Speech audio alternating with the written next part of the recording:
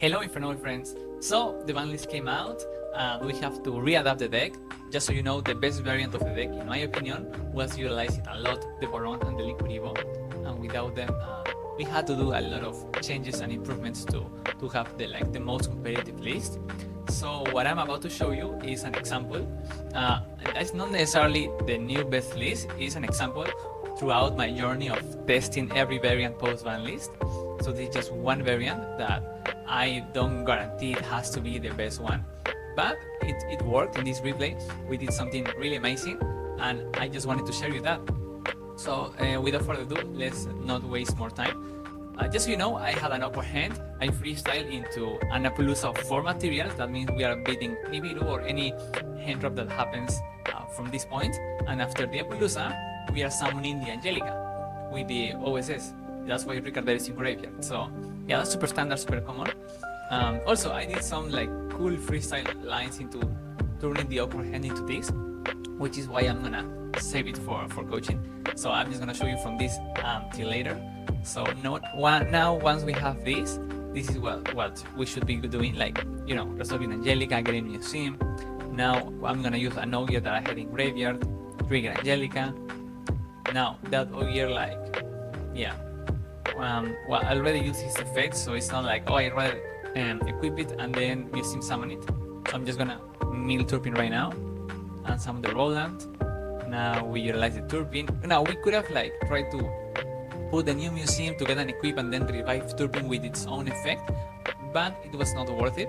I'd rather just do it like this, just so I could actually utilize this Museum before using the new one. Now we are using the new Museum. At this point, we are just getting the link 1, we are getting another link 1 and follow-up. Yeah, we get the Ogier for follow-up. And that's it, that's the double link 1. Now, why what I telling you that this is not necessarily the best variant? Because this was a game 1 where I was deciding to main the Roland and Angel Ring, which it was just for testing, yeah? I don't think this should be necessarily the best way. Could be, but of course, it depends. Right now, I think the format is gonna be more on hand drops and board breakers, if you want my opinion. So I would probably not keep doing this. It was just, to see how good it is, how risky it is in game 1. In this game 1, it worked pretty well. If you must know, I hard opened that mini Roland, so that was unfortunate. But hey, still, it didn't stop me from making the early Appaloosa 4 materials. That means that right now, our end board is 4 materials Appaloosa 4, 5, 6, then the Pop 7, and the Angel Ring 8. So 8 interruptions. And what's the set? Well, it's a 1-ed, because try to guess what happens when you happen to end on a set 1-ed. Yeah, that happened to me.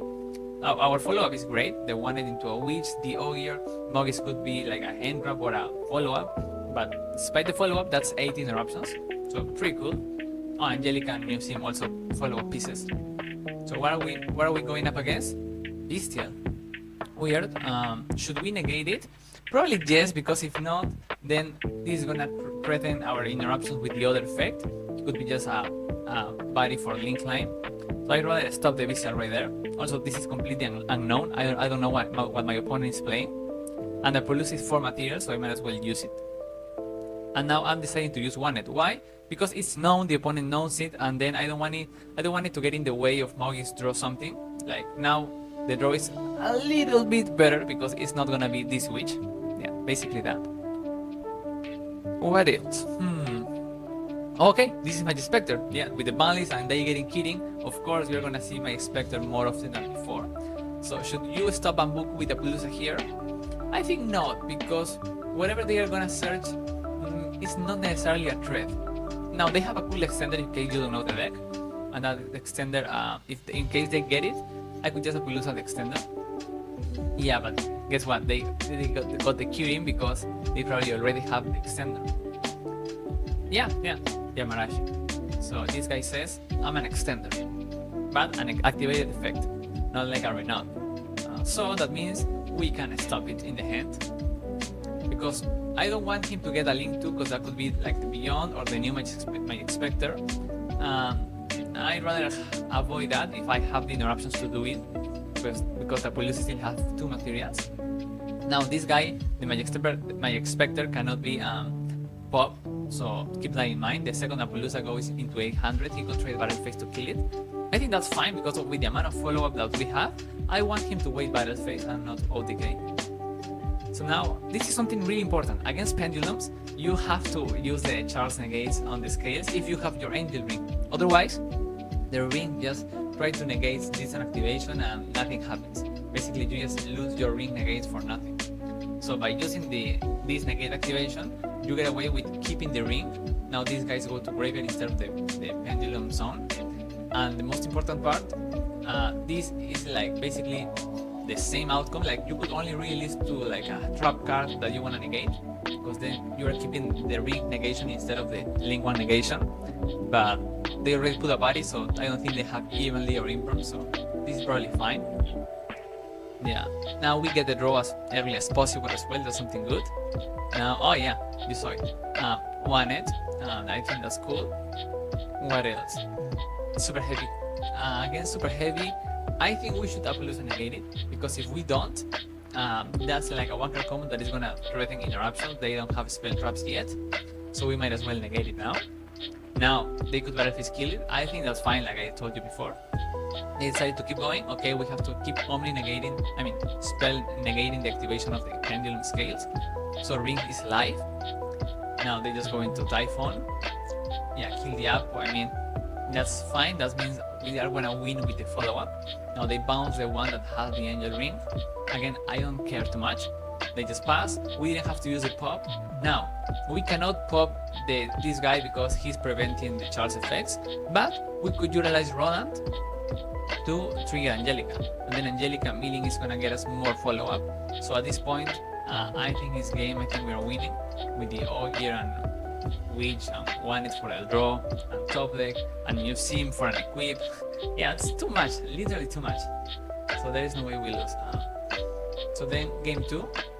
Now this is something really interesting. Yeah, I'm gonna hide my hand until I want to show it to you. So we didn't open any hand trap, which means this guy is gonna full combo us. Now we ended on 8 interruptions that he couldn't out. Do you think this is gonna be the other way around? Let's see. This guy is not only in Magic Spectre, he's also in Cash package, in Tyrion package, in Horus package, Thunder Dragon, that means Colossus package, like a lot of engines. But I think he's gonna make this work somehow. Like he just special summoning a lot of bodies, and now he's gonna end on this end board. Yep. So what do you see? Colossus, Regulus, Fenrir, Apotry materials. Yeah, that's super scary. And a lot of follow-up with the sarcophagus into the Force guys, the pendulum scales. So at this point, we didn't hand trap. Do we have a lot of hand traps? I already told you no. Do we have a lot of pot breakers? Only TTT. That means we need a good top deck. The top deck is Oliver. So what do you think? We have a bunch of level 1s and gear free to one tactics. Yeah, gear free without equips. The one and the tactics draws dead because of Colossus. Oh, I mean, TTT draw is alive, but he has Regulus, so maybe not. So this looks really hard to out. But guess what? We actually did our it. We actually won this game too. We 2-0 this guy. How? Once again, that's gonna be for coaching. I'm just gonna show you a little sneak peek, a little spoiler of what happened in this turn at the end. And we are back. So this is the end phase. As you can see, we managed to steal combo. And how is this possible? Like, where did the draw appear? Like, hey, he doesn't have the Appaloosa anymore. A lot of questions. A big board right now. The game is not over. He has a lot of things to do in turn, like 1, 2, 3. Yeah, he still has his own pieces. He's gonna try to break the board, you know, back and forth. Yeah, that's really cool. And as you can see, the deck can do a lot. You saw the starting hand, so just try to guess what happens, or contact me for the coaching and find it out in the real review. Anyways, I just wanted to show you this. The deck is really cool. Building post-bounties is gonna become interesting because of this type of stuff. Colossus, the Magic Spectre, but probably Snake Eye is still the best deck, like the tier 1. So just prepare a lot with your Snake Eye matchups. That's it. See you in the next video. Bye bye.